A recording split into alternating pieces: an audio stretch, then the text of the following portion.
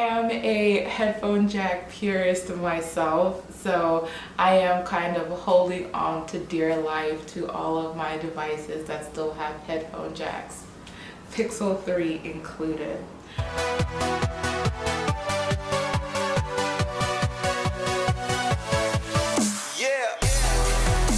Hello, my name is Fiona Gomo, aka Techie Supreme, your supreme source on all things tech, and today we are talking about the Pixel 3a. So I've been thinking about a lot of devices recently because we're getting into Black Friday time, and I know that Google itself has announced its sale prices for its entire Made by Google lineup. So we've already just kind of got a little bit of what we can expect. So we already know that the Pixel 3a will be discounted to as low as $299, being purchased directly from Google, which is pretty decent. I personally thought it would be a little cheaper myself, but I think that's still a pretty decent price. That's $100 off from the original price, and then obviously the higher spec model will still be a little bit more expensive even with the discount. So if you want a little bit more storage, you still have that option. That's a little bit pricier, but this one for the base model, it will be $299 once Black Friday starts. So just wanted to chat a little bit about the Pixel 3a and just kind of consider, is it kind of still worth buying at this point?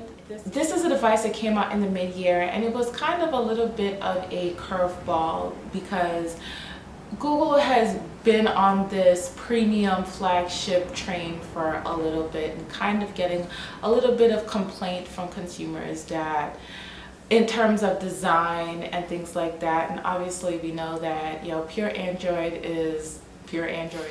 There's not a lot of bells and whistles there, and then the designs and things like that of the phones are also pretty plain. So outside of kind of our like camera features and things like that, you can kind of say, without hurting any feelings, that Pixel phones can kind of get a little bit boring. So they introduced this new model that's a little bit cheaper and a little bit more to incentivize people to consider the Made by Google line. And I personally think it was a good move, a good option. Having a cheaper Google option on the market, I do kind of feel incentivized people in general, because I have friends that were like, I'm kind of just looking to pick up something really quick and not really have to consider a lot of money, and some people kind of just saying like, I'm gonna grab it kind of like even like a secondary phone, and then it becomes their primary phone. So I feel for the people that have given the Pixel 3a and the Pixel line as a whole, I feel like a lot of people are really pleased with it for what it is. But there still is kind of the other optics of, well, I could get, you can get like a refurbished iPhone or even a Samsung or something like that for probably, depending on the model, for probably around the same price, the same original price, and get a little bit more in terms of your razzle dazzle in features and design and things like that. But like I said, especially with the Black Friday discount, I would say that it's worth it to take a little bit of an extra look at the Pixel line. This model, I think I got just a clearly white myself. So again, in terms of design, the design is nice. The only thing that you would say is that it is it's simple. It's, again, it's not supposed to be super flashy, but the only thing that I would say is that whereas the standard Pixel models, the 3 and now the 4, they have higher end they have more higher end materials for their design. This is kind of a pretty basic plastic device, kind of hearkening to your 2013 flagships, if you will.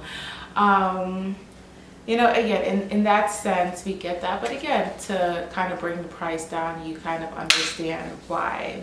you kind of understand why this would be the material option. And like I said, even though it kind of has a little bit of a plain feel there, you know, like I said, once once the device is working, like what else do you really need?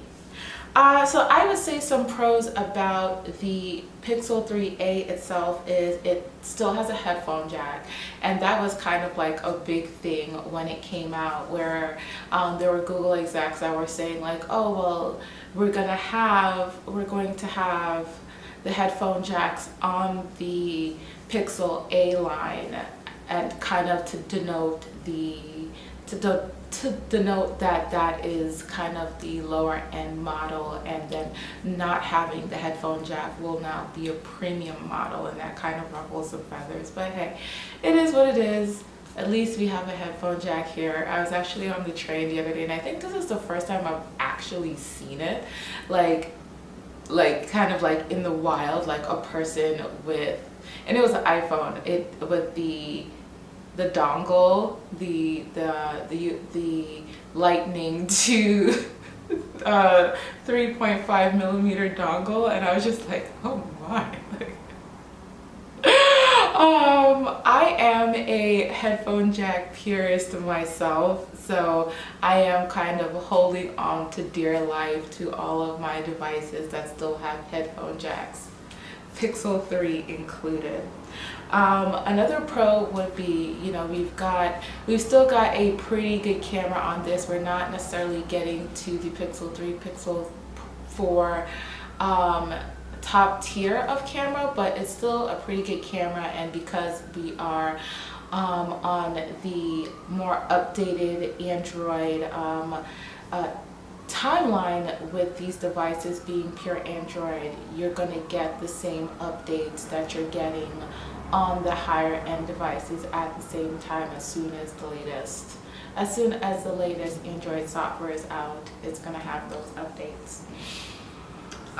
We also have on this device Google's Active Edge, which is kind of like their Google Assistant controls. And personally, I mean, I'm not the biggest fan of Google Assistant, at least not on smartphones. Personally, that, you know, I'm more of a Google Home girl myself, but you know, I'm sure people use it, and you know, the squeeze function is also on this device for anyone who is interested. And then finally, I would say that this device does really good for battery life, so that is definitely something of concern to you. I would say to consider the Pixel 3a, because it's gonna hold up, you know, in terms of getting you through an entire day without a hitch. So some of the cons about this particular model is that there is no wireless charging for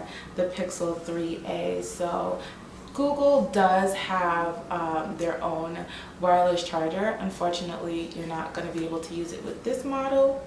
And like we already talked about the plastic build. And again, you know, sometimes the flash and pan is not necessary, but you know, sometimes it is kind of good to even just, you know, we do still kind of a little bit have a status symbol statement, you know, even though we're all hidden in screen protectors these days. You know, everyone enjoys a nice looking phone. And because this device has a Snapdragon 670 chip instead of the flagship tier chip for this year, which was the 885, it's a little bit slower in performance, but again, I feel like it does make up in other ways, like having your pretty decent all-day battery life. You're not kind of having a lot of functionality that's going to take away from the battery.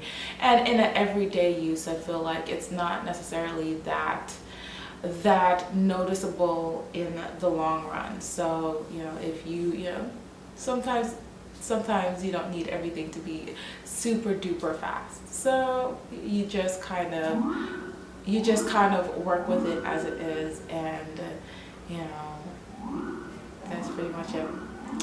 So yeah, I would love to know what you think about the Pixel 3a. What do you think about the Black Friday price, and do you think that it is still worth purchasing this device at the end of 2019? I'm sure very soon we're going to start seeing Pixel 4a rumors. I'm sure those are right around the corner, so by that time I feel like we'll definitely be kind of phasing this one out. But for now, if you want to get your hands on this, Black Friday would likely be the ideal time to do so. Like I said, let me know what you think. I would love to hear from you. Questions, comments below, and don't forget to like, share, and subscribe. Until next time, bye.